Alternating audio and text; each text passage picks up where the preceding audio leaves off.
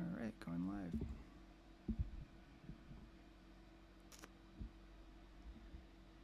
All right, we should be live now. Hello, everyone. We're going to start in a second here. So, can everyone hear me? Can everyone hear Catherine? Do we look okay? Anything sound weird? Guess I should say something to make sure my audio is working. And Catherine, can you see me on the live stream? So I can see you, not on Discord, no. Yeah, no, you shouldn't see me on Discord, but yeah, on YouTube you Okay, should. I can see you on the live stream, yeah. Okay, awesome. So if I'm looking like in a weird direction, that's why. That's fine. Yeah.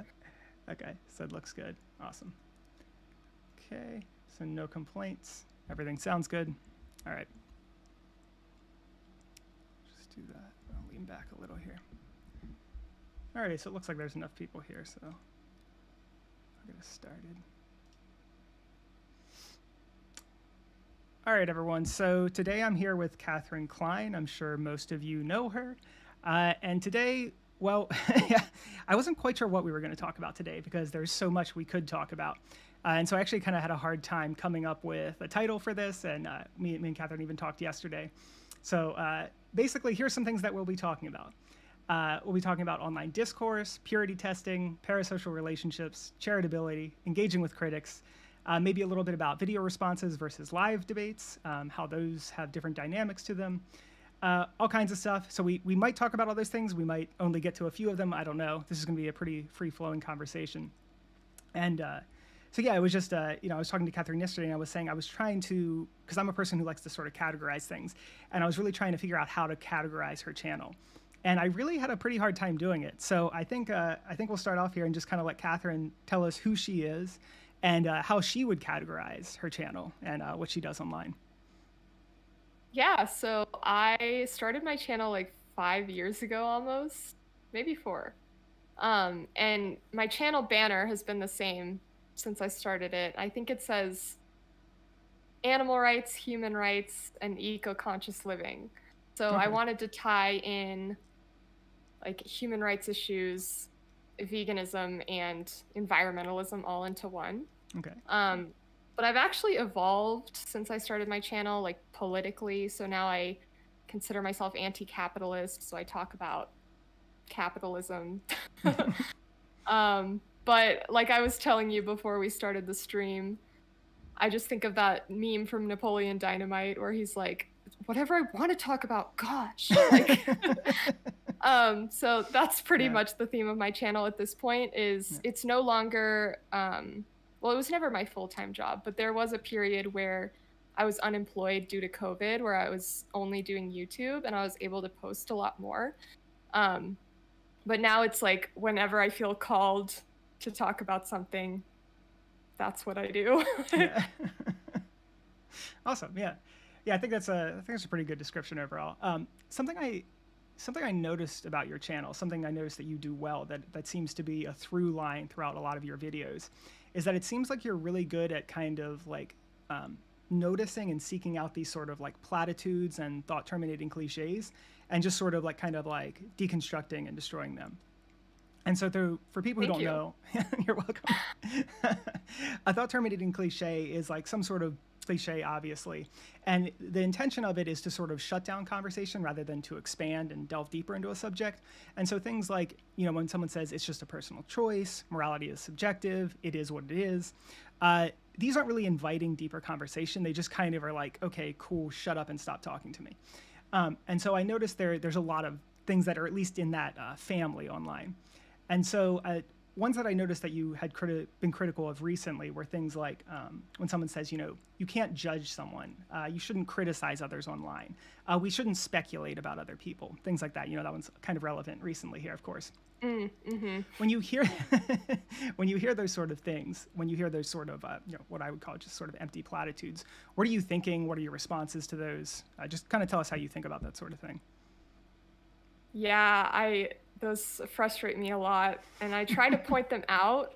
I try to point out that everyone is judgmental, like at least, well, when I say that, I mean that everyone makes judgments. I actually don't consider myself to be a judgmental person. Like a lot of things I can look past. I try to give people the benefit of the doubt. Um, and with veganism, we hear it a lot. Like vegans are so judgmental. And it's just frustrating because that is a judgment in and of itself. Like they're sitting there judging me for being vocal about animal rights and how I'm being mean and attacking someone for not being vegan anymore or whatever it is. And how they don't see that as a judgment is so hilarious to me. Yeah. But what was the question exactly? Did I answer that completely? Yeah, so I mean, it was pretty open-ended. Okay. It was just like whenever you hear someone say something like you can't criticize others, you shouldn't speculate, you shouldn't judge people. Like, what are you kind of thinking whenever you hear those things, basically? So the criticism thing is, I've talked about this in a few videos where people tend to get really angry if you're criticizing someone they like, but they don't have a problem with criticism in general.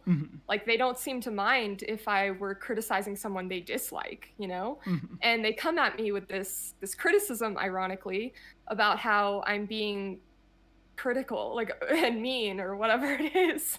Yeah. And it's so funny because, again, like with the judgment, the vegans are so judgmental.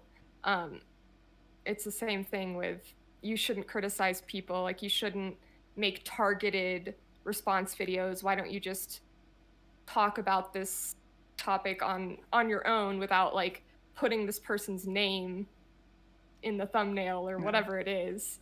But yeah, I tend to see it as there's good judgment and there's bad judgment and there's unfair criticism and there's fair criticism. So what we should actually be critical of is unfair criticism and poor judgment. And I try to explain myself in my videos, like why I feel that this behavior or whatever it is problematic and harmful. And I think I do an okay job, but of course some people are still going to be angry about it and you just have to accept that. So yeah, for sure. Yeah, so I think there's a couple things there I would want to touch on. I think it's interesting about this, you know, what you're saying about the being critical or being judgmental. A lot of these things really, the person who's engaging them will often be doing the same thing and be totally unaware of it, right? Like, as you say, exactly. Like you're criticizing me about criticizing, you're judging me about judging. Even like speculating is kind of an interesting one because oftentimes there's a lot of inherent speculation in any sort of talk about anyone because there's all sorts of baseline assumptions you have to make, like maybe the person isn't lying or is lying or that they know what they're talking about, right? And so even when you're not making sort of explicit speculation, there's all sorts of implicit speculations that you make, right? And so I think that is interesting because what people are really saying, I feel like a lot of times, is like, don't make a negative speculation or don't make a negative judgment. Because like, you know, if I had made a judgment about, for instance, Alex, right, and I'd said, you know, it was some sort of good judgment. Like, I think this is like a legitimate problem and I understand where he's coming from and that's my judgment of him, right?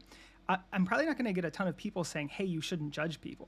You know what I mean? You shouldn't judge them positively, right? And so I think it's kind of interesting because it's mostly just focused on you shouldn't do this in a negative way, right? And so I think it's definitely an interesting thing. I was wondering if you, I have a hypothesis myself about this, but I was wondering if you had any hypothesis about why that happens. You know, these things are essentially just sort of like vacuous, inane, nothing statements. I mean, as far as I can tell. And so it's like, so if that's the case, and it only takes a few seconds to think about them to realize why they're stupid, right? In a lot of cases. So why do you think that people keep engaging in them if that's the case? Why are they so widespread? That's a good question. I mean, cognitive dissonance. Also, I think it's an evasion tactic because they don't want to talk about like the substance of what the criticism is about. And they just want to like, what's the word? Diverge, but yeah, you get what I'm saying. Divert attention. They want to like divert attention away from it. Yeah, I think that's what it comes down to. And I hope, like, I hope that I'm not a hypocrite when it comes to this, because I think that I'm pretty consistent. Like, if someone were to criticize me, I would perhaps be annoyed with their argumentation and think they're wrong.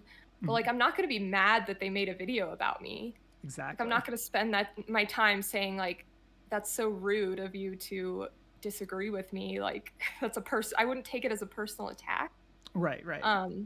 So it frustrates me when other people do, because I feel like I'm willing to be criticized, and I don't take things personally. I mean, I'm not perfect. I'm sure I do sometimes, but Yeah, no, I think that's a good point. Is that, like, again, like, and this is the whole thing. It's about the quality of the criticism and the nature of the criticism. It's not about criticism per se, because if we couldn't criticize anyone, right, we couldn't ever figure anything out. If no one was ever criticized, right, we could never actually solve any problems, or even like solve potentially bad behaviors, right? Like, oftentimes there has to be an implicit judgment about the value of a given behavior in order to even establish, like, was it a good or bad behavior? Like, do we want that to continue? Do we want to see more of that, less of that, whatever? So yeah, I think that's a good point. Yeah, good. Yeah, and to your point about speculation, I actually get annoyed with people who are overly it's not that I don't speculate, but I mean, I guess I say that I try to make it known that this is just speculation, like this is just how I feel, rather than saying it with, you know, certitude or whatever. But also, I tend to give people the benefit of doubt. Like, I don't assume bad intentions of someone. Like, I love that quote. Thank you, I don't know who it's by, but it's never attribute to malice that which can be attributed to stupidity. Yeah. So that's kind of like my mentality is, I don't like to assume that someone's like a shill or a like a grifter, or like, I always assume that they're just being irrational, and that's pretty much, I don't know. Yeah, so I think there's some speculation happening with Cosmic Skeptic about how, I haven't seen a whole lot, but I just tend to steer away from that and keep it on focus of like the substance, because it doesn't really matter what his intentions are. I don't know. Do you think that that's true, though, that it doesn't matter what his intentions are? Okay, no. But I don't think I don't think he's being paid by the meat and dairy industries to do this. Like, seems unlikely, right? Yeah. What are your thoughts on? So I wasn't going to go here yet, but you know, you did make a video about Cosmic Skeptic, but I think in your video you said like all of us had already like gotten to like the, you know, like main critiques of Cosmic Skeptic, and so you kind of focused on what was it, both individual versus systemic change, and then also what was the first part of your video? Oh, the nutrition. Nutrition science. Yeah. Outside of that, what are your thoughts on it? Since you didn't really get to express them in that video, I don't know if you had any like further thoughts or.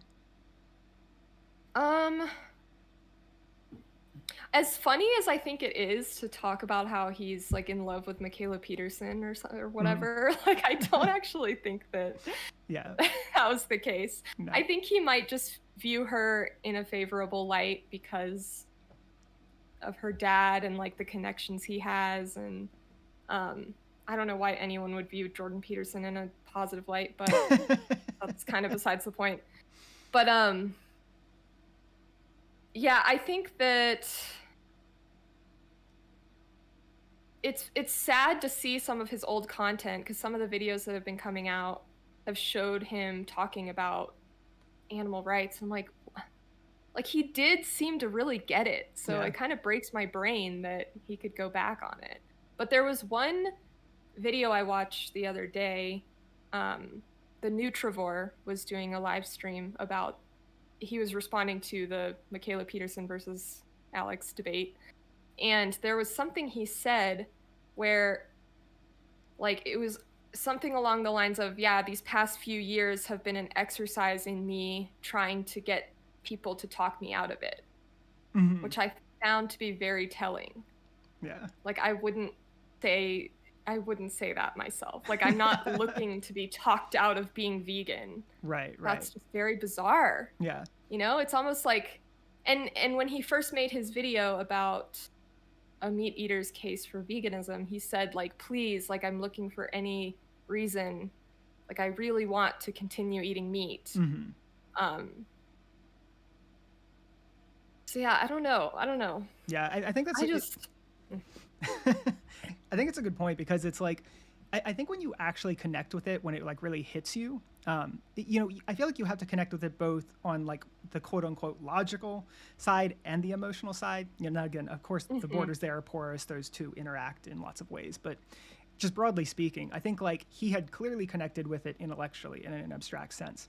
But if you're sitting there still, especially like a couple years later or whatever, saying like, I'm trying to be talked out of this, then to me you didn't really connect with it on that emotional level. Because like, right. I'm not trying to be talked, I'm not like, oh man, I wish I could go like eat like pig flesh or something right now. Like the thought of it actively disgusts me. And it didn't at first, Exactly. right? Like at first, when I first Yeah. quit, it really was very intellectual for me. And so like when I saw like someone eating like bacon or whatever, I wasn't like, ooh, oh my God, bacon. I was like, that's morally wrong to eat that. And like, there's an individual that suffered. And so like, I'm not going to eat that. But like, eventually it gets into your bones, right? As you stop, you know, as you keep that behavior out for a certain amount of time, you see videos, you sort of, you know, your brain takes a while to rewire totally. And so at some point, like when I see, like, I don't even view that as food anymore, right? Whenever I see bacon on someone's Right. plate, I'm not like, oh, that's food that I would like to eat. I'm just like, that's a dead pig. That doesn't look like, you know what I mean? And so there, like you said, there's no like wanting to be talked into it. It would be, to me, it's like wanting to be talked in, but like, it's like, oh man, I really want to be racist. Like, I really want to yell racial slurs at this person. I hope someone can talk me into why that's okay, you know? It's so bizarre. Yeah, I agree. So yeah. Definitely agree.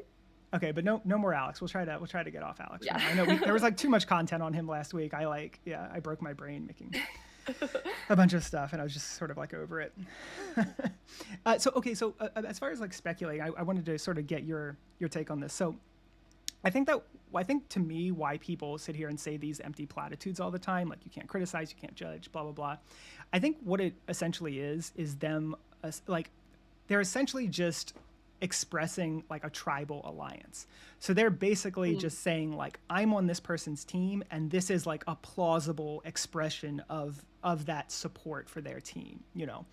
And so I'm gonna bring up some quotes here from some books and see what you guys think of them. So this first one is from How Minds Change. I did a video on this about like 5 different things you can do that will help you have like sort of better conversations. That comes from this book. This guy, he's a journalist. He studies biases, fallacies. I think he has a master's in psychology of some sort. And so he talks a lot about, he comes at it from many different angles. And one thing he talks about a lot is like the social component of changing minds. And so he says here, when I asked sociologist Brooke Harrington her thoughts on all this, she summed it up by saying, if there is an E equals MC squared of social science, it would be SD is greater than PD, when that is social death is more frightening than physical death. This is why we feel deeply threatened when a new idea challenges the ones that we have become a part of our identity. For some ideas, the ones that identify us as members of a group, we don't reason as individuals, we reason as a member of the tribe. We want to seem trustworthy, and reputation management as a trustworthy individual often supersedes most other concerns, even our own mortality. So that's quote 1, and I'll just read one more real quick. And this is from a book, Scout Mindset, which I'm hopefully doing a video on in the future here. It's really good also. This is from Julia Galiff. She says, the problem with identity is that it wrecks your ability to think clearly. Identifying with a belief makes you feel like you have to be ready to defend it, which motivates you to focus your attention on collecting evidence in its favor. Identity makes you reflexively reject arguments that feel like attacks on you or the status of your group. It turns empirical questions like how large are the health benefits of breastfeeding into questions that are much more emotionally fraught and difficult to think clearly about, such as, am I a good mother? Am I a good feminist? Will my friends judge me? Was my side vindicated or humiliated? So just wanted to sort of get your take on some of those. What do you think about those quotes, I guess? I don't want to come off as like, oh, I'm above tribalism, because that's ludicrous. But I do feel like, for me, I have so much shame in like being wrong. Like, I don't want to say something wrong, to where when I'm analyzing information, like, I'm aware of confirmation bias, and I like want, of course, to be right. Like, I want my tribe or whatever to, like, what am I trying to say? I just want to make sure that I'm giving like a balanced take, because I'm so afraid of being accused of being like tribalistic or whatever. You know what I mean? Yeah. Well, so that's actually the second book. That's one of her suggestions, because we are so tied up in an identity, and because it is part of who we are. We always like view things through the lens of identity. Is that she said the identity, you should adopt sort of like superordinate identities, and your most sort of like foundational identity should be someone who tries to get the answer right. So whatever your other identities are, the identity of like, I'm the kind of person who gets things right. I'm the kind of person who gives everyone a fair shake. I'm the kind of person who is objective. Like, you kind of leverage this sort of bug in our system, right? This identity bug, you know, if you want to call it that. And instead you reframe the identity in that way. It's really interesting. Yeah, I want to read that book. Yeah, I think you would absolutely love this book. And that's obviously why I'm bringing it up in this stream. But yeah, so I want to go back to something. So you say you're actually absolutely like terrified of getting something wrong. And I noticed that a lot in your videos, and I can kind of feel that myself too, because I think we're a little bit of kindred spirits in this way, with burdening our videos with a bunch of caveats and things like that. And so why do you think that you are why do you think you are afraid of getting something wrong? Why do you think that's such a strong emotion for you? You know, what's the genesis of that? Ooh. Well, first of all, it's because I'm putting it on the internet. Like, in my regular life, like, I'm not as afraid. Like, I don't couch everything I'm saying in a million caveats if I'm just having a conversation off the cuff with someone. Yeah. But I feel like I have this responsibility, if I'm sharing something online, to not spread misinformation. I also feel like I've made like mistakes in the past. Like, I used to be very active on Facebook in college, and I was just so obnoxious. Like, I would just get into these like flame wars in the comment sections, and like I feel like I had this reputation of being like really annoying on Facebook, like shoving my beliefs down people's throats. And like, I've just wanted to come out of that and like not be perceived as like a know-it-all, you know? I don't know if that answered your question. I'm just going to ask like a layer deeper. Okay. Why do you think like, you know, when people perceive you as a know-it-all, and, you know, when you were getting those flame wars and stuff, and then that perception of you, what did that feel like to you? Like, why was that motivating for you to not be a know-it-all? Well, because I also want to be effective. And like, reading books, like you've probably read How to Win Friends and Influence People, it's like, you don't want to be perceived as so obnoxious to where people are blocking you. Like, you know what I mean? But yeah, I mean, I like to say that I don't care what other people think. Like, I just want to speak the truth, like my truth or whatever. But at the end of the day, I do also care what people think. Yeah. And having developed anxiety, I like care even more now. I don't know. Yeah. I don't know. Yeah, no. I mean, I agree. It's hard. It's like, I think there's like logistical concerns there's moral concerns, and then I feel like there's like personal concerns, which you kind of sort of Yeah. went through, right? So like the logistical, Yeah. practical concerns are like, well, what is going to be the most effective, right? The sorts of things like that. And then the moral concern is, and this is one that I agree, I've felt very much recently, especially with my channel slowly getting bigger. The bigger the platform you have, I just feel like there's just like a proportional and maybe even more than just a linear relationship. Like you're that much more responsible for the shit you say, you know? Yes. And so like, Yes. I feel like getting something wrong now is, you know, in the same way, I think someone was saying this about Alex, you know, with it was where I made this point about someone was like, he's done so much for the movement, you know, and because of his reach or whatever. And it's like, yeah, when you have reach, you know, you can do big things, but you can also do terrible things, you know, as evidenced by a ton of these. Yeah. Yeah. And so like, I share that anxiety with you for sure about like not wanting to get things wrong for that sort of reason. And then of course, yeah, like you say, there's also the personal reason. And yeah, I mean, this is the thing. I think sometimes we need to like actually just admit stuff like this to ourselves and not try to act like we're these like hard asses who have like no emotions and are, you know what I mean? Like we care what people think. People care what people think. Everyone cares what people think. Yeah. You know what I mean? Yeah. Anyone who says they don't care what people think is full of it. They don't know themselves well enough, or they haven't interrogated their own emotional states, right? And so like I think that's something that's good I was going to say good to admit, but I think even that frames it in a way that implies that it's shameful or something to care what people think. You know, we're a social species, right? If people hated us, we got ejected from the tribe and we died.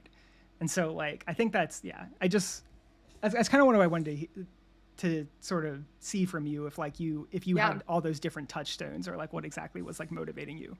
And I also used to pride myself, this is back in college, so this is years and years ago, but I used to pride myself in like not caring about offending people. Like I was like such an angry atheist on Facebook and like an angry vegan, and I was like, I'm just gonna say the truth. I don't give a fuck if you're offended because you're dumb and you're wrong.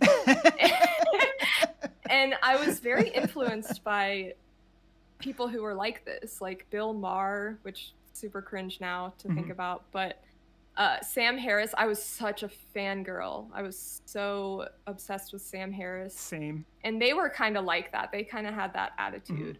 But then over time, I've just been,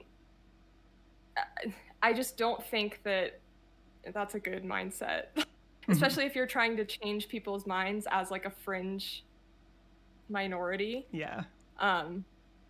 It might be more effective, like if they have, it depends on like what you're advocating for, I think. But yeah, especially if your views are in the minority, like that's not an effective mentality to have, I don't think. No, not at all. That's funny. So you were a Sam Harris fan as well?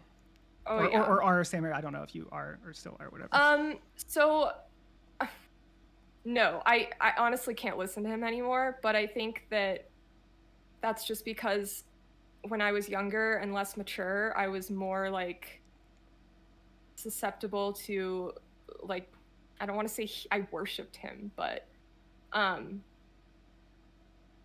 think because I was so obsessed and he was like so influential, like when he started to let me down, it was like a process of like like there was a final straw, but it got to the point where I was like, I don't even view him as like intellectually honest. Like he portrays himself as this like intellectually honest person, and he has so many blind spots on so many topics that I just kind of lost respect.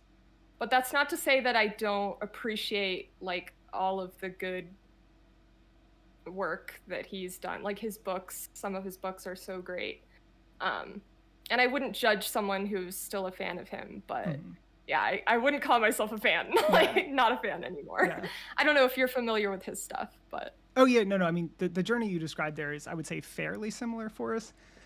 And this actually is this will be transition to this like idea of hero worship, right? So I've never been like, I have always found it incredibly hard to like sort of hero worship people or to have heroes. Like whenever people always would ask me that when I was a kid, like, who's your hero? And I'm like, I don't know what the fuck you're talking about. I don't like that. I don't like that concept at all. But but I'll agree with you. If there was ever someone growing up who I connected with a lot, it would have been Sam Harris. And it was because, so I grew up in a small town, super conservative, very religious. And you're from the South, right? no. I live in the South. Oh. I'm not actually from the South. Okay. But okay, I'm from Georgia, so. Oh, okay. All right. Yeah. Yeah. And so, I think at some point, I don't know if I read his book first or if I became an atheist first, but it was some some tight timeline there. And it was just such a breath of fresh air because he basically said a bunch of the things that I had been thinking when I was I guess probably was in 10th grade or something like that. He had just said all these things that I had been thinking and that I had already been kind of saying to people, but he just had said them much more eloquently. And it really made me feel like I wasn't alone. You know what I mean? I was like, oh my God, there's other people who don't believe this stuff. You know what I mean? And who are making a very strong case for it. And I think that book, what was it? The End of Faith or whatever, and something else. Those books were Letter to a Christian Nation remains my all-time favorite book. I that's hilarious. Say that. As much as I hate Sam Harris, that book is just so good. I finished it in one sitting. Oh wow! One single sitting. Yeah. Wow. I read it and then just finished it. That's amazing. It's short, but yeah. A lot of his books are pretty short. So I think it was those two, and then even his book on free will. That was I had kind of come to that conclusion about free will myself based on some other things. And then he came out with that book and I was like, oh, he's just really hitting these topics out of the park that I think that no one else around me believes, that everyone is just this doesn't make any sense. And so it was and it was really before, when I was reading it was before the internet was as big and community driven as it is now. And so that was I definitely felt a kinship with him. But yeah, I can definitely feel, then I felt myself slowly start to pull away from him later. And kind of in the same way that you're describing, where I was well, and I was giving him pretty charitable reads on a lot of things.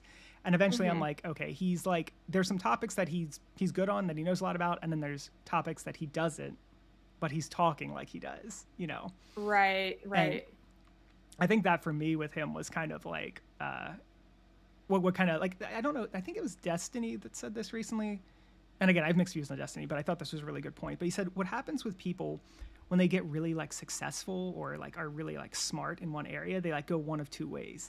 They either realize that they don't know anything about anything else because how deep their subject is, and it humbles them for every other subject, or they're wow, I'm really smart. I must know about a lot about every subject, Yeah. And I don't know that Sam Harris totally did that. I think there's some other people, particularly in the intellectual dark web, who totally went that way. I think Jordan Peterson probably is the worst case of that, who just dips his toe into every subject he knows nothing about, and then right, goes off. But I think Sam Harris was guilty of that a bit too, and I think that's kind of where I started to turn on him a little. I don't even know if I would say I'm not a fan. I would say I'm just sort of neutral on him at this point. I'm just I don't listen to him anymore. I'm just whatever. But yeah. You know what's funny though, is I actually use I've learned so much from him, reading The Moral Landscape, and the book Lying is also really good. Oh yeah. I think I've read all of his books to date, I guess. But I can criticize him based on the framework he has given me. He taught me how to essentially critique him, which is interesting. He goes against his own morals, which is so frustrating. Oh yeah, sorry, I was just gonna say we didn't even talk about veganism. Yeah, that's the big one, right? This is the one where it's Sam, what are you doing? Exactly. Yeah, and I almost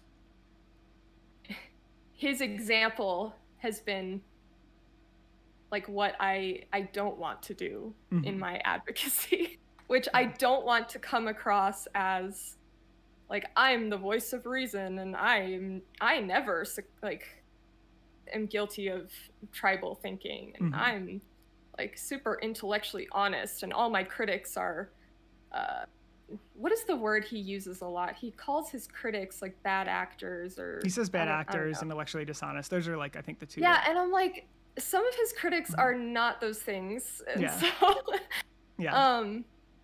yeah, it's just interesting. Like, I just don't want to ever come across that way. Not to say that I don't, but like, I don't know. Yeah.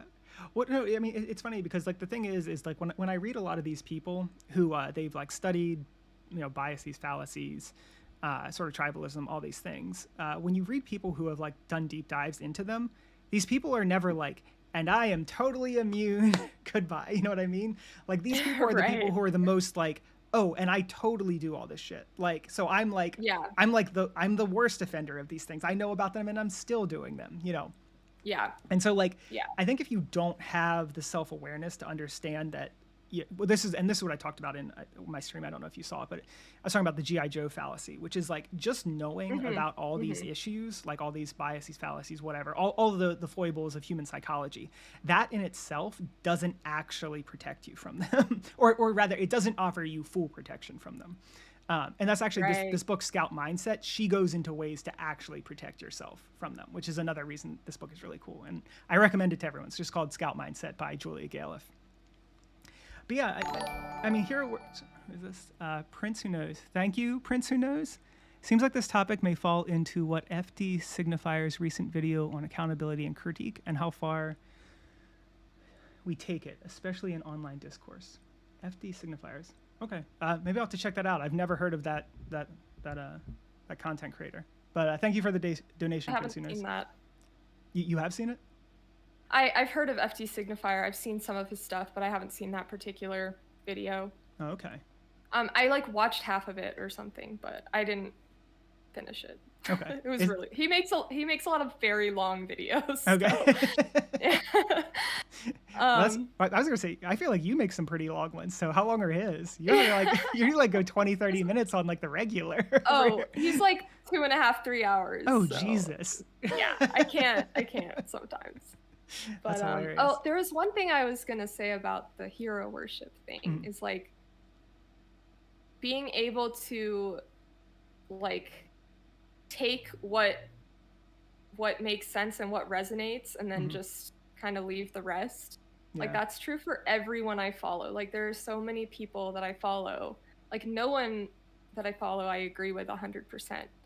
So like you can recognize like the value that they're bringing and then be like, oh, I disagree with them on that, but like that's not to negate like the value, So with Sam Harris, like yeah, he annoys me, but I still respect I still appreciate like what he's given me, and that's how I look at all of my heroes. Yeah, it's like that. What's the Bruce Lee quote? I can't remember. There's some Bruce Lee quote like "Take what is valuable, leave what is not," or something like that. And it's like I think it's like honestly one of the most important lessons you can learn when honestly like researching online, watching YouTube videos, reading books, all these things is like and this is like, kind of something I want to touch on. It's like if someone has a bad take and that makes you just eject them from your sort of like intellectual sphere or your like studies or whatever, you're going to basically have no one left except for people who are just like a pure echo chamber, right? And I think I said this in another stream, but like if you find yourself agreeing with someone, especially me, if you agree with me 100% on everything, like you need to do a deep dive into why that is, because you should not be agreeing with me on everything. You should not be agreeing with Catherine on everything. To give you some credit though, you only talk about like a certain like narrow subject. So it's not that like, yes, they do agree with you on everything, but like you're not sharing like all of your opinions. That's so true. They don't. There's surely a lot they disagree with you on. So, like is it pronounced GIF or GIF? For me, it's like I'm sharing like quite a range of topics. That's I true. would say. So there's more opportunity for people to be like, fuck you, I'm unsubscribing because you said something I don't agree with. Yeah, you're very easy to disagree with. Yeah. But I feel like I am pretty forgiving about like when I'm listening to someone and they say something I disagree with. Like it depends on what it is, but usually I'm like, oh, I don't agree with that. A good example is, do you know Kyle Kalinske, Secular Talk. Yeah. Yeah, I love Kyle. I've been listening to him for like a very long time. Okay. But he says a lot of things I don't agree with. Yeah, he says like a lot of things I don't agree with. But he's a genuine person, and I feel like he's authentic. And like I don't have to agree with him on everything. Like who cares? Like but yeah, like it takes a lot for me to unsubscribe. Like and that's so Sam Harris is like the one person I can think of where I was like, all right, I can't with you anymore. I'm done. But like there are still people I follow who I value their content who like are Trump supporters, which is crazy to me. But like or you know, I don't want to name too many names, but there are creators that your daughter do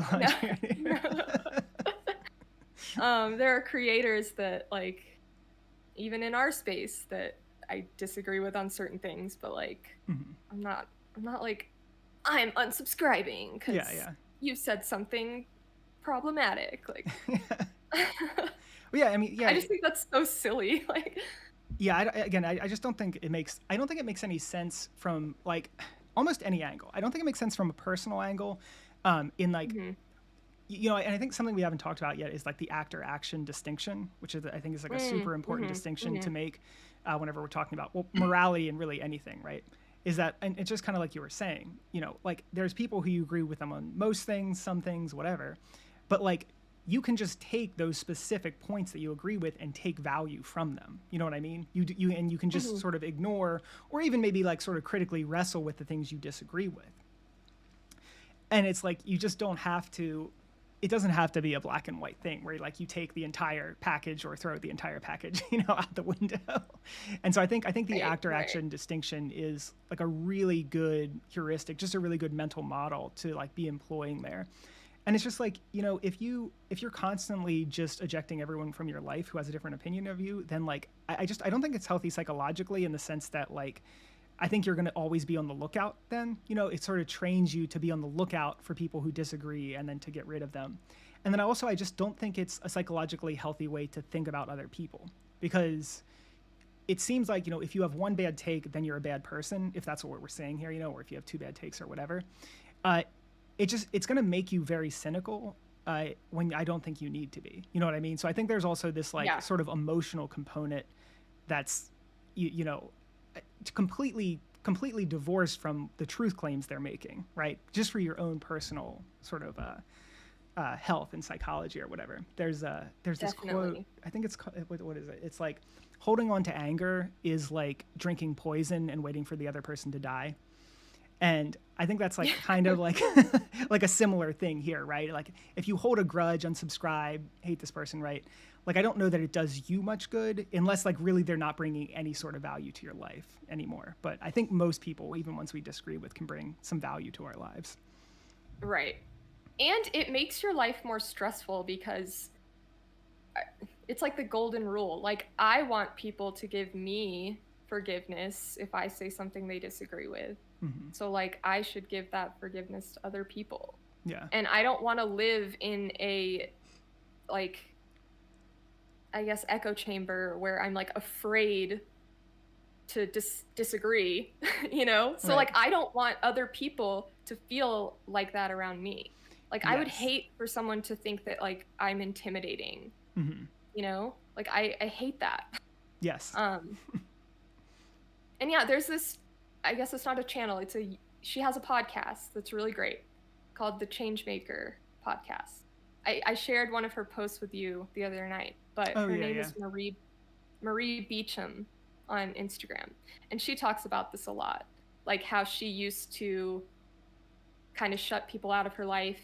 And she used the word boundaries as like a like a euphemism, a reason, well, as like a self-preservation, like I just have boundaries and I'm trying to like maintain my, you know, mental health or whatever. But then what she's been pointing out a lot lately is like mental health experts are actually saying that that's counterproductive, because the more of these boundaries you set where you don't want to have like difficult conversations with people you disagree with, and you don't want to be friends with people who might have a couple problematic views, like you're actually harming yourself.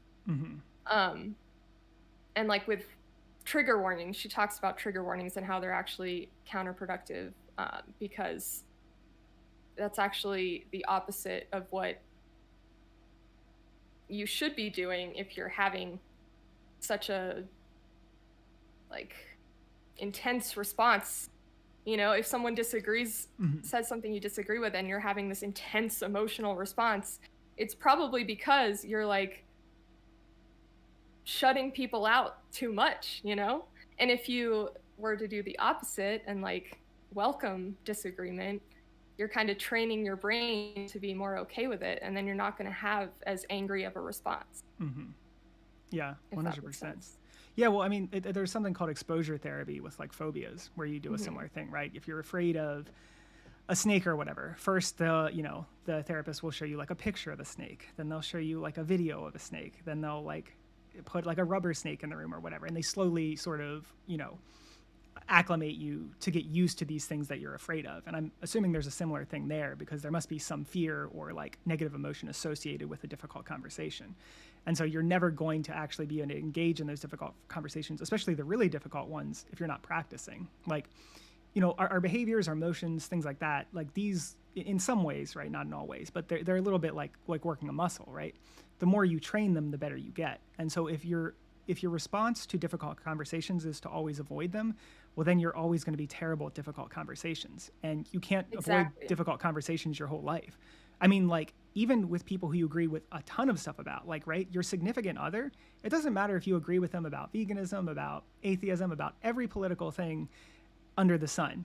You're going to disagree with them about the fucking dishwasher, about like doing the wash, right? There's going to be difficult conversations that are going to happen. And so like, if the strategy of just always avoiding them is terrible.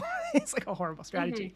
And like, even like relationship counselors or psychologists are definitely not going to like, prescribe that at all. Right. Like open communication means having difficult conversations. That's not like an edge case. That's just part and parcel of being an effective and healthy communicator, So yeah, I mean, I totally agree with that. And that can be said for like social movements too, like that Martin Luther King quote where he's talking about like bringing the tension to the surface, like the tension is always there.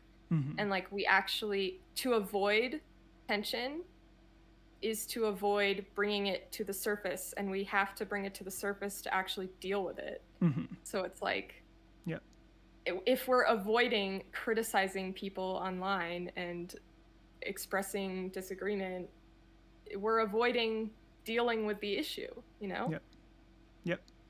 Exactly. Yeah. And I mean, that's like, I think you read this book as well, the Casey Taft book, Effective. Really probably one of the best books for any vegan to read, I think, like easily top 3 books if you're a vegan, especially if you're doing any sort of advocacy. I think that book is just like absolute top shelf, gold tier. But yeah, I mean, the thing they talk about there is like assertive, passive, and aggressive communication. And like the thing is, assertive communication basically just means like respecting the other person, but also respecting yourself. And so you just speak in a clear, straightforward manner. You don't speech mitigate and kind of downplay things, and then you also don't get overly aggressive and just start insulting the person, right? And that's a way that you bring tension to the surface in a clear, just explicit way, so that it can be addressed, right? And so I mean, I think at all levels, right, we're talking about social movements, relationships, advocacy, the same thing holds. You have to be able to engage with tension in a healthy way.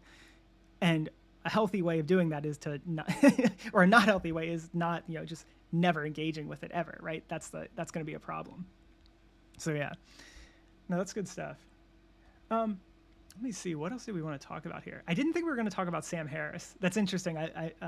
It's funny to me that you are also a Sam Harris fangirl. When I say fangirl, did you have a Sam Harris poster like over your bed or something? No. I did write a manuscript that was like based on, so it was called Letter to a Carnist Nation. Oh my God. And it was kind of, the framework of it was very similar to Letter to a Christian Nation. Yeah. And I still have the manuscript. Maybe one day I'll post it somewhere, but because I've like become so what's the word? Disenchanted. Disenchanted with Sam Harris. I just like can't bring myself to Dude, I really want to read that. It's basically like a letter to atheists and quote unquote free thinkers and people who purport themselves as rational thinkers. Like, why are you not vegan? And just like going through the arguments in like as similar, like in a concise way, because I feel that Letter to a Christian Nation was very concise and to the point. That's and I had a section called Carnist Apologetics, like, you know, Christian apologetics. Yeah. Anyways. That's perfect. That's perfect. Man, I really want to read that now. That sounds amazing. I can send it to you. Do it. It's probably a little cringy because I wrote it like 7 years ago, but I mean, that's the main reason I want to read it is for the cringe. I already know your arguments, I'm sure. All right, what did we talk about here? I've got a whole list like I normally do here. We talked about hero worship, parasocial. Yeah, I guess if we could up before like 5:30, that would be cool too. 5:30, so it'd be 7:30. My friend's coming over, so yeah. Yes, yeah, that's totally fine. Like 25 minutes, okay. Yeah, I don't think we have 25 minutes. I don't have 25 minutes more stuff here. Oh, okay, then yeah. So yeah, I guess we kind of talked about this because I was going to ask you like at what point do you think you do eject a person from your life or from like your content creation, right? You know, because we said like, well, it's not one bad take. It's not two bad takes. Is it like 10, 50? Or is there some qualitative thing you're looking for where you're like, this person is probably not worth it to be in my life at this point? So I've thought about this a lot because some of the people that I've criticized on my channel, like I don't know if I have like a consistent, you know, what's the word? Like standard? I don't think I'm consistent in this necessarily because I'll just name names, whatever. Okay. There are two people that I've criticized. One being, her name is Ellen Fisher. She's a vlogger and she's super vegan. And I love her. I think she has like so much emotional intelligence. And I am very inspired by her lifestyle. And there are a lot of topics I agree with her on, but there are quite a few topics I do not agree with her on. Like she is conservative, like voted for Trump, like very anti-abortion, anti-vax, just like quite a few things that she's religious, you know, I'm not. But then there is Unnatural Vegan, who I honestly probably agree with her on more. Like she's an atheist. She's I don't know. I think that if you were to like write up a list and check off the boxes, like it might turn out that I actually agree with Unnatural Vegan more so. But I think it's just like a vibe. Like like she just pisses me off. She like fills me with rage, whereas Ellen Fisher is just like so like kind and humble and like, yeah, I don't know. So I think it's like it's a vibe. I don't know. I did actually I forgot, but I did want to talk to you about Unnatural Vegan. Why do you think that is that she fills you with such rage? Beyond your points of disagreement, like what do you think it is about her? I think it might be because she reminds me of Sam Harris. Oh wow, that's interesting. That's not a. She's just like she like portrays herself as like the rational voice of vegan YouTube, and it just makes me so mad because like I feel like she makes a lot of irrational arguments, and she's like similarly to Sam Harris, like her politics kind of align with Sam Harris, and they were like Bernie haters, and I was a huge Bernie bro, so maybe that's I don't know.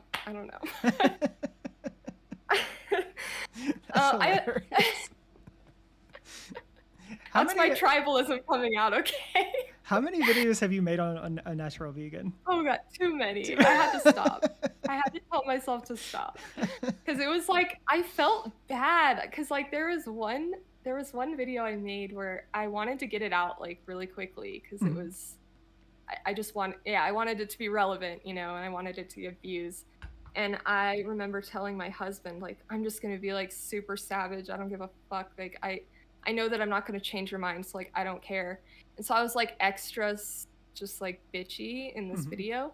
But then and I posted it. I should have sat on it because I would have edited out those parts if I had sat on it. Yeah. But I posted it, and then of course some of the criticism I got, like I actually felt was fair, you know, because like I'm speaking to her audience, like I want them to actually like take what I'm saying, and like, and I felt like the video, the purpose it served was like, yeah, the people who agree with me are going to be like, great video, and then all the people who are maybe on the fence are going to be like, wow, she was like kind of rude, like, you know. So I don't think that it was very effective, but in all of my other videos I toned it down a little, so I was like a little nicer. But there came a point where I was like, it felt almost like bordering on harassment. Like if I keep making videos about her, like it just didn't feel right to me. Yeah. I don't know. Yeah. Well, that's another thing I was going to talk about too, is like the mental health aspect there as well. Like at some point, you know, how much can you engage with one individual before you're just like, we have some irreconcilable differences, or differences that are at least pragmatically irreconcilable, like with the sort of communication channels that we have. You know, can you speak to that at all? Wait, can you say that one more time? Yeah, so just like from a mental health perspective, right? Like we can argue with people over and over. Like you and her probably could have made, you know, response video after response video to each other back and forth, you know, for months or whatever. But I guess like kind of how do you think about that from a mental health perspective? Like I think like we don't want to like never make a response video, obviously. But then there's also the thing of like you can only engage so much before like your differences are irreconcilable, or that you can't really reconcile them with whatever medium of communication you're using, like video responses or something. Like did that ever come into your mind about how you were feeling like emotionally and things like that when doing this? Probably, yeah. And I just felt like it didn't feel right with like my own like yogic philosophy of like peace and love. Like I just felt like I was being a little too harsh, which might have affected my mental health. But in terms of like reconciling irreconcilable differences, yeah, it's like at a certain point you just have to accept that this person's not. But the thing about that is like when you make a video responding to someone, you're not really trying to change their mind necessarily. It's more about their audience and everyone who's listening. So I don't know if it's like useless to do, but yeah, for my own mental sanity, I think I had to stop. Especially since I did like an hour-long deep dive into her content to like just finally, this is my final video, like this is where my hostility is stemming from, guys. Like I've backed up my arguments. Like yeah, sorry if I'm like not answering your questions fully. I don't know. No, that's all right. I mean, I just want to hear like what's in your head after you hear my question. It's okay if they're not like, I don't know, like perfectly aligned with what I'm asking. It is interesting because when I first went vegan, I still actually watch some of Unnatural Vegan's videos, but she was like one of the people I was watching because she had one of the bigger channels, right? So it was like Joey Carb, Strong Earthling Ed, her, and then like maybe Hench Herbivore somehow got in there, but it was like the larger channels, and I was going along, and then Alex of course as well, and I think one of your videos was the first one that I saw that was critical of her. And I had not actually been critical of her to begin with. Like just watching her videos, I was like, oh, this is a good video. This is a good video, you know, whatever. And your video was actually one of the first ones that was critical of her. And I was like, oh shit, that's a good point. Like, I didn't think about that. Which video? I don't remember. I literally don't remember. Okay. But like, I remember like having like a pretty positive view of her, you know, being a new vegan, right? There's like, I don't know all like the intricacies and stuff. And like eventually the more I watch, the smaller channels they start recommending. And then of course, because I'm watching hers, they're going to like recommend me your response videos. And so just from that perspective, I will say that, like, you know, you probably shifted me early on in my vegan journey there a little bit. So that makes yeah. me feel better. So before we, let me talk about one more thing before we go, because I think this is kind of funny. Okay. You've alluded a couple times to, like, you know, these channels that are like, oh, I'm such a free thinker, or I'm the truly, like, rational person. And I think, so I'm also kind of annoyed by those labels and things. And it sounds like you are too, like the sort of free thinker label. But I think there's an interesting tension here. Well, one, because the name of my channel is basically in line with those sorts of things, right? Debug Your Brain is kind of like, you know, saying that to some extent. But like, I like, the thing is that I appreciate someone who does embody those things, right? Of course, right? Trying to be a free thinker. And so, like, what do you think, like, the sort of, I'm trying to figure out why I'm annoyed by those phrases. And I don't know if it's just because they've been so overused, or it's like, it seems like so many people use them who are not, in fact, those things. Like, what do you think is going on there? That we value what it is those things are trying to get at, but the labels are, like, very annoying and kind of, like, aversive to us. I think it's like the lack of self-awareness that bothers me. And, like, it's more about, like, actions speak louder than words. Like, if you're constantly saying and talking about how rational you are, but then you're, like, being irrational, I'm like, but then sometimes, like with Kyle Kalinske, he'll say things like, I'm, like, a pretty balanced dude, like, I try to be consistent, but, like, I feel like he actually is. So it doesn't bother me, you know? But that's a good point. That's a really good point, actually, because Kyle Kalinske is someone who, when he says it, I'm not like, oh my God, what a douchebag. Like, when he says it, I'm like that, like, or even if I don't think he is always right or always rational or whatever. He's not perfect. Yeah, of course. I feel like he's like, you're right, it is. It does seem to be the self-awareness aspect. I think he, like, literally, I was watching a video from him today, and he was saying, like, how, I guess something came out about a bunch of the Fox News anchors who were basically... I watched that today too. Did you? That's hilarious. So basically he's saying that, like, the Fox News anchors were all singing one sort of tune on air, and then they go off air and be like, yeah, Trump's an idiot, he's a con man, he's a grifter, all this stuff, and then they come, you know, back on air and say totally different things. And he said, like, the distance between what you say on, like, your beliefs and what you say on air should be, like, nothing. Like, there should be no difference. They should be exactly aligned, basically. And basically saying, like, the further away you get, like, you just can't trust these people anymore, right? Because they're like, you don't, they're basically just like I don't know, like, propaganda machines at that point.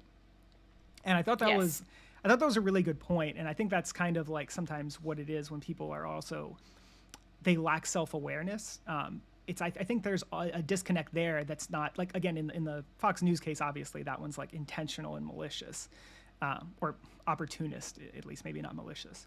But in the case where you have someone who's just unaware, there is also a distance there, but it's, like, because of their own, like, lack of knowledge, or I don't want to say intelligence, you know, but maybe just their, like, lack of knowledge about the sort of subject or whatever. So I can definitely empathize with that. So who else do you watch? Let me ask you this before you got to go here in a second, right? Is your friend there yet? No, she's not here yet. Okay. I can go till 5:30, but I'll just ask you some random questions, though, like, off topic. Like, who are some of your favorite YouTubers that are not vegan? Okay. Oh, okay. Yeah, not vegan YouTubers. So I really love The Humanist Report, Mike Figueredo. That's the same person. Okay. I love ContraPoints. I'm trying to think, like, because I obviously follow a lot of vegans, but Kyle, definitely. Oh, Crystal Ball. She's, like, almost my hero. Like, I think she's such a badass. I feel like Kyle's very lucky to be married to her. Yeah, oh my God. Oh, I really like Mexi. Or no, she's vegan. See, I forgot that we were talking about non-vegans. Let's see. Jessie Gender. That's a random one. Don't know. She's, like, a transgender activist who just talks about, like, trans stuff. Okay. I follow a lot of trans YouTube for some reason. Okay. Do you follow Jammy Dodger or something? Yes, he's great. He's Okay. great. Hold on. This will be quick. I'm Okay. just gonna look at my sub list because I don't want to leave people out. Let's see. Yeah, I follow a lot of people who are not vegan, and that's the thing is like it takes a lot for me to like piss me off. Okay. So many people. To do a lot of vegans. Oh no. Okay, well, this isn't letting me keep scrolling, so whatever. I'll just have to leave people out, sadly. But Okay. yeah, I love the Humanist Report. He's like my #1 political channel that I follow. I don't think besides that name sounds familiar, but I don't think I've ever watched that channel at all. What is the one? Oh God, there was a channel I thought you were gonna say. Was it? Fuck, I can't remember. I'm not gonna be able to remember off the top of my head. It's just like a single news anchor, and he's kind of got like a beard, and he's always like, I feel like he's always frazzled and has like a like. Some more news. Yes, that's it. I thought for sure you were gonna say that one. That one seems up your alley to me. Oh, okay. I found my whole channel list. Okay. Knowing Better. He's great. Have you heard of him? No. Knowing Better. No. I also like randomly started listening. There's like a lot of smaller channels popping up that are talking about like the extreme side of the health at every size movement. Mm. And they just point out the flaws in like their reasoning and like their messaging. And so there's this one channel called the Body Honesty Project that I just subscribed to, and she makes really good content. Okay. Let's see. What is healthy at every size? Like basically, like if you're like obese, like you're just as like healthy as someone who's not obese. Obesity, yeah, just like the okay. denial that it causes health problems, which Okay. is obviously really dangerous to promote that idea. I think, but I don't like the channels that are like assholes about it. Like I don't like when people are like super on the other side of the spectrum and they're like gym bros who are just screaming about fat people. Like I think that's equally as obnoxious, to be honest. Yeah. Yeah. Anyways, I don't want to spend too much time on that, but those are a few channels that I really like. Yeah.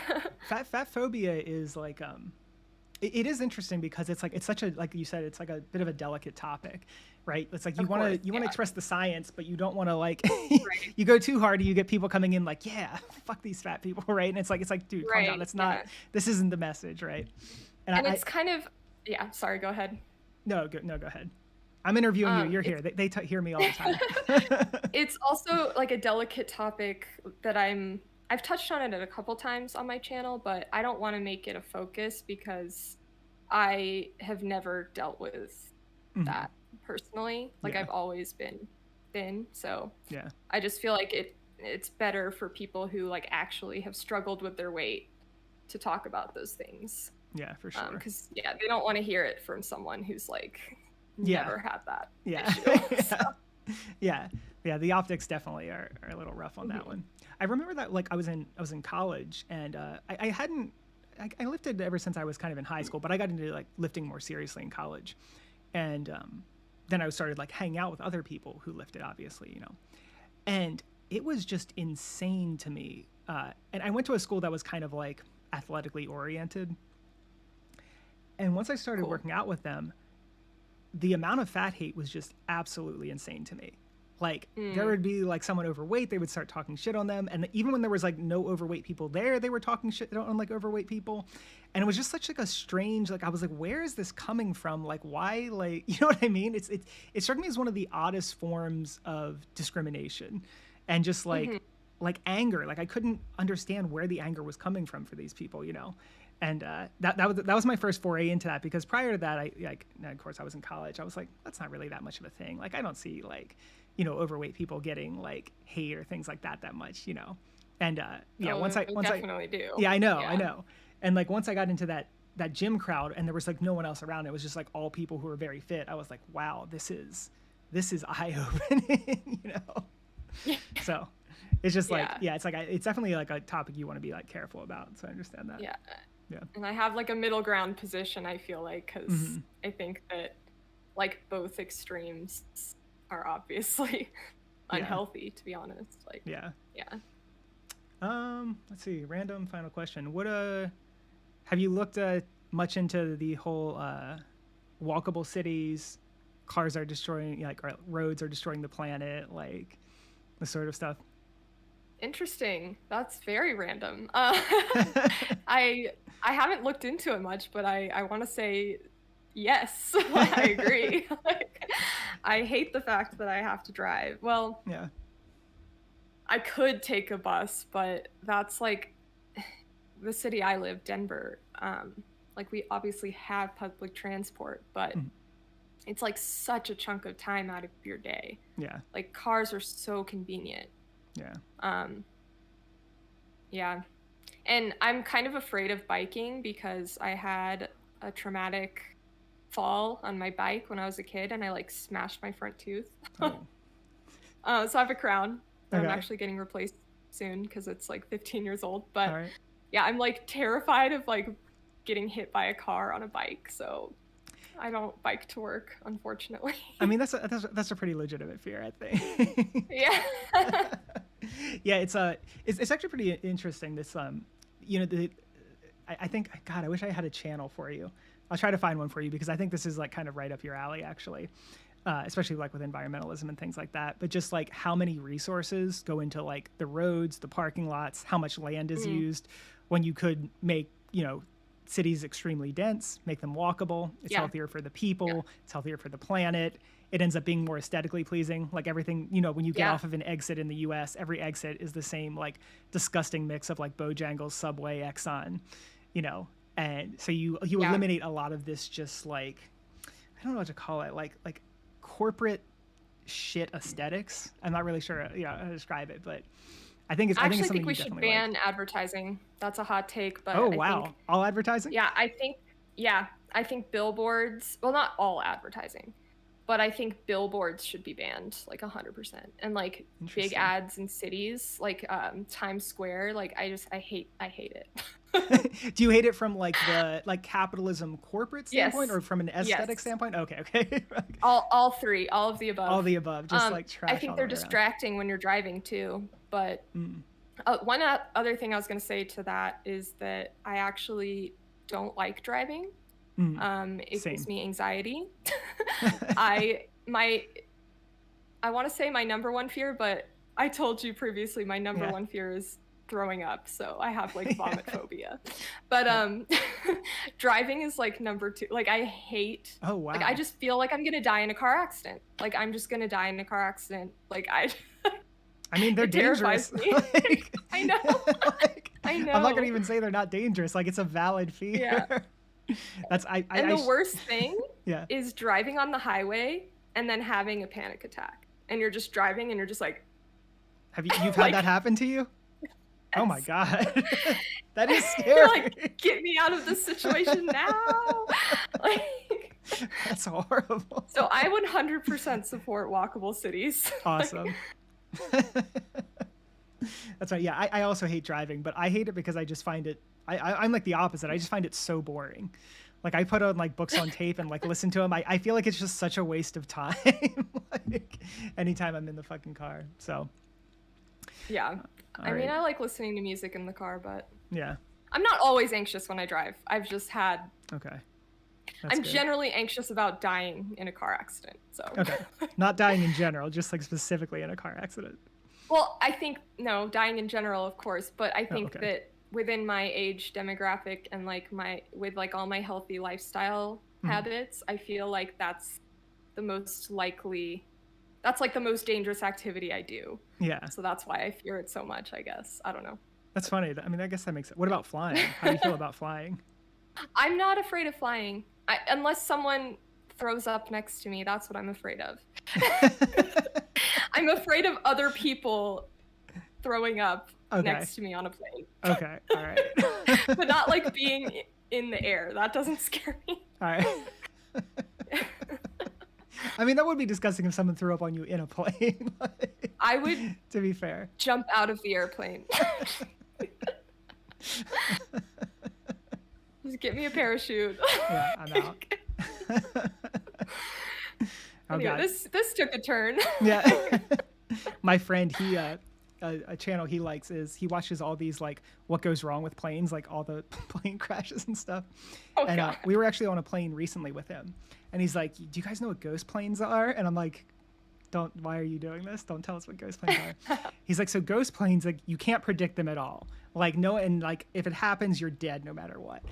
It's like so apparently like sometimes like planes can just randomly lose like cabin pressure, and so like they'll lose all the oxygen, and even like the mask will run out of oxygen, and basically you get high for like, I don't know, 30 seconds to a few minutes, and then you just pass out, and everyone passes out, including the plane. And so the plane just flies on autopilot, like ghost planing, until eventually it just like crashes into a mountain or something, and there's like nothing you can do because everyone is just like passed out and then dies, and then the plane just flies on its own autopilot until it eventually like crashes. And he's saying this in the plane loudly while there's like other people around. Statistically, though, you're way more likely to die in a car accident. That's true. That's true. Yeah. You should definitely. Your anxiety about cars is well founded. Yeah. Alrighty. Well, I think it's I 5:30, took up enough of your time there. So we'll say bye to you guys. I'll stay on for a little bit if you guys want to ask me questions or anything. So, but yeah, Catherine, thanks for being here. It was fun. We went all over the place like I thought we would. So I think it's exactly what I expected out of it. So yeah, thanks a lot. Nice. Thank you for having me. Yeah, no problem. Take it easy. All right. Peace out. Bye. Alrighty.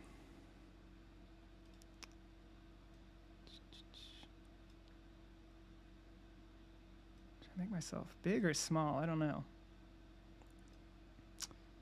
What else do I have here?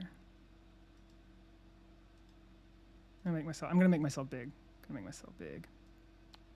All right, guys. I wasn't really paying too much attention to the chat there, if being honest.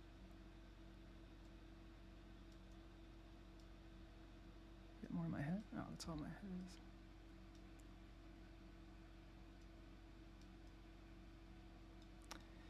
All right, let me look here and see if I hope I didn't miss any. I know Soithis donated to me. I couldn't read what it was though. It looks like another language, so I'm going to go back and read that real quick if I can find it. I don't know how to quickly find my super chats because this is like, maybe it's gone now. Damn it! How do I find super chats? I don't know. It looked like it was another language though, and I was like, am I supposed to read this? I'm not sure. So sorry, Soitheus, that I did not read that. I apologize. Looking at other chats here. If someone just lost a companion animal and is grieving, good time to point out how they value sentient individual life and should be vegan, or bad time. I'm going to say that's a bad time. I don't think that's going to be an effective way. Right? I mean, they're grieving. They're just going to probably see you as socially uncalibrated, and they're probably going to see that as pretty callous.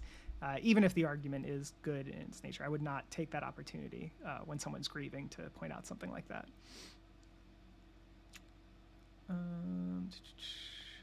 Any other questions that were directed at me? Justin has given me daddy issues. I don't know what that means because I haven't been reading the chat, but doesn't sound great. Hawk made me non-vegan. Oh no, someone made you non-vegan. Catherine gave you abandonment issues. Thank you for subscribing, Laszlo Bergovics. Is my girlfriend vegan? Yes, she is vegan. I went vegan, and I think I convinced her within like a week or two to go vegan. And I didn't even have to say much. But my girlfriend is extremely sensitive to hearing anything about animals. She actually can't even watch most of my videos because just me saying the sentence, like pigs in gas chambers, she can't even hear that sentence without like almost like sort of like tearing up and breaking down. So yeah, I had to be pretty careful actually when I talk to her about veganism that I don't ever go into too much graphic detail. People said I missed so much. Was that me? Let's see. Now he wants to pay attention to us. Yep. Sorry, I'm like reading these backwards. I guess that doesn't really make any sense. Let me just see. Can I find the super chats here?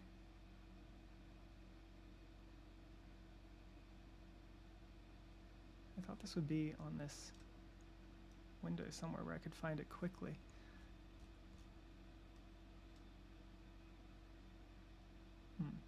It's annoying. All right, well, yeah, we went all over the place there. Does anyone just at debug your brain if you have any like specific questions for me? I can try to answer them. If not, I'll just end the stream here in a second. Otherwise, I'll hang around for a bit. Mess around here.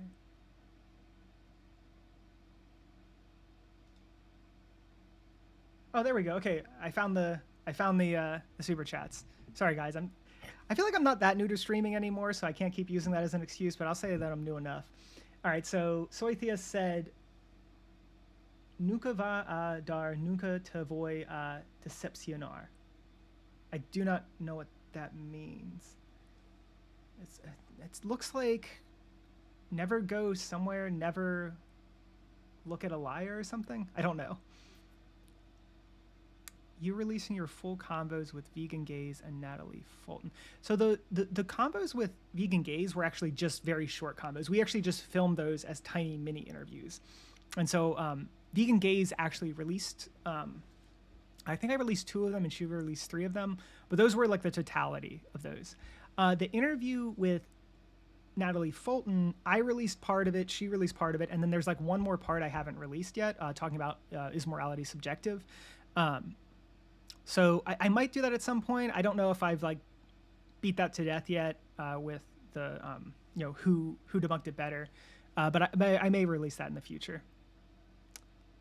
Who are your favorite non-vegan YouTubers? Good question. Well, much like Catherine, I actually do really like Kyle Kalinske, and for some of the reasons she cited as well. I just think he seems like a really authentic guy. I think that you can trust that what he is telling you is in fact what he believes, and he's not manicuring it for his audience. And I think that's like a really important thing when someone can really do that and like kind of stick to their principles. And I think generally it seems like he has good principles. He's not vegan, obviously. I think like there's a video of him back in the day talking about not being vegan, and I think actually he even I think Catherine made a video about it if I remember correctly. But I do like him. Who else do I like? That's a good point. Let me I'm going to pull up my YouTube now and just see. Because I go through phases, basically. He was just on the top of my mind. Let's see. These people are all vegan. I kind of like the channel Jubilee because I like sort of disagreements and seeing two people who like have totally different positions come together. And so Jubilee does a lot of these things where it'll be like, pro-lifers versus pro-choicers, or like male feminists versus female anti-feminists, and like they do all kinds of like crazy combinations and stuff. And so those are always kind of interesting conversations. I think they get medium deep. They don't show you the whole conversation. Obviously, they're clipping it a lot because there's a lot of content, but that one's pretty fun. What else? God, all these people are vegan. I will watch like people like Destiny and Bosch. Again, my main reason for watching people like this is because I like watching people have conversations, and I like watching them have disagreements and debates and things. And so I think Bosch and Destiny are both pretty entertaining to watch. So like, yeah, streamers who debate like sort of like intellectually topics, I kind of tend to like. Charisma on Command is a really good one. I really like Charisma on Command. Basically, it's as advertised on the tin. They basically teach you how to be more charismatic. They teach you social skills, and they do it in like a really fun format where they like they sort of use as their reference point like celebrities and things like that. So like celebrities doing interviews, celebrities on set, and kind of show you like why, like why is The Rock charismatic? Why is Kevin Hart charismatic or whatever? What else? Those are probably the big ones. Or yeah, those are like the ones that would have any sort of like where I watch it on a regular basis that aren't vegan. But at this point, because I make so much vegan content, I basically have to like try and watch a lot of vegan content. I watch a little bit of David Pakman as well. Not so much him anymore. This is where I kind of go through cycles. Like I'll listen to one person for a while and switch up, listen to another person, switch it up. Okay, what else? Do you like black and brown rice, or are you a racist? I don't. I really just, you know, brown rice is like a little healthier, but I rarely pick brown rice. Like if I'm gonna eat rice, I just eat white rice. But I don't eat that much rice. Rice isn't my favorite. So yeah, I don't eat it a lot. What do you think of the paradox of intolerance? Oh yeah, we should have talked about the paradox of intolerance today, because I think, you know, she just did a video on that. Do I have any like consolidated thoughts on it? Yeah, I think the thing is like the frame of tolerance isn't like the frame I would come at it from.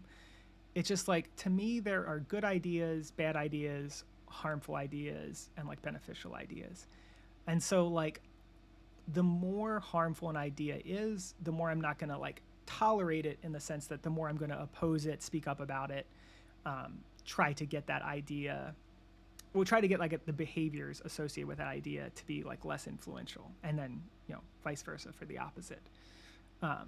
So, you know, if there are people who are intolerant, I don't class that as like an intolerant view.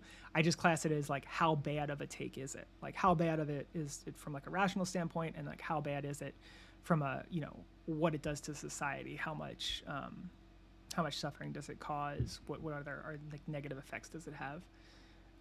So yeah, I tend not to, I guess, view things quite in that way. What got you to become vegan? So it was honestly, I've told this story a little bit before too, is that what got me to become vegan was basically during the pandemic, I got online. Like I said, I like to watch debates, things like that. And so I started watching Earthling Ed a lot of his debates. And the thing that planted the seed was, well, not only just that, you know, he provided what I felt were like pretty good arguments, but was actually how irrational I felt all the people he was interviewing were. So whenever people argue, they always engage in like fallacies. You can see biases coming to the fore and things like that. But just the rapidity and depth of those fallacies in these interviews was enough to make me start being like, wow, this is like, usually when someone engages that much, it means like they kind of know they're wrong at the heart of it. And they're just kind of flailing. And so whenever I saw that, I was like, okay, well, these people know that they're wrong, right? And so that starts getting the ball rolling for me. And then I'm like, well, what would I say in these situations? Like, would I have a response to Earthling Ed here? And, you know, I looked into it more. And the more I looked into it, the more I felt like the arguments on the vegan side were better than the arguments on the non-vegan side, right? So like any arguments I could muster, I felt like, even ones that felt legitimate, they just seemed like they were weaker than whatever the counterpoints that vegans had. And so I was like, well, I can't justify this like from a sort of like value-based or rational perspective or whatever. And so I should stop. So basically I should stop buying those things unless I can then produce an argument, right? So like, I don't think there's not really like neutral positions exactly. So like, if I see it all and I'm like, okay, I'm 95% convinced by it, but I'll only go vegan if I get 100% convinced. Well, that doesn't actually make any sense, because like my position of not being vegan isn't a neutral position, right? And so if I'm 95% convinced of something, then I need to start engaging in that. So if I'm 95% convinced of veganism, then I should go vegan, and then continue to look for information. And if that point, like I can bring that back down, you know, to below 50% or wherever, then I would, you know, then I'd be like, okay, well now I'll go back to like omnivorism or whatever. But yeah, I think that's like a thing a lot, is I think plenty of people are convinced more than 50% of veganism, but they don't actually go vegan. And I think it's because they still see, even when you start giving people arguments for veganism, they still see what they do in their everyday lives as like the neutral position. But it's just the normal position, right? It's not the neutral position. Yeah. Alrighty.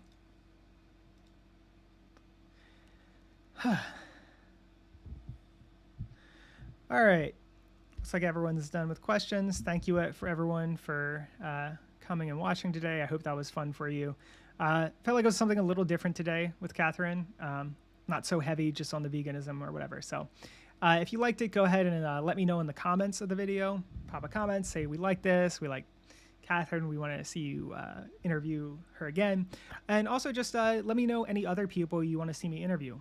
They can be in the vegan movement, like preferably, but if you have people that would be interesting that aren't vegan or aren't in the vegan movement who you think would want to come on and interview me, drop them in the comments as well. Just in the comments of the video. I'll check those out and see if any of them would be a thing I can do. All right, everyone. Heading out. Bye.